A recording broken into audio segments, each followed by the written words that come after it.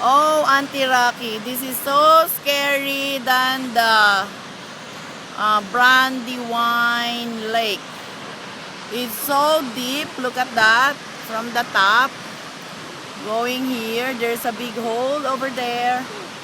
And the stones are really, really steep. Ah, Daddy!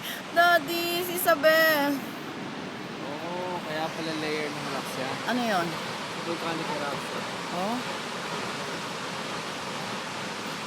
This is 400 million years ago. When this falls was created.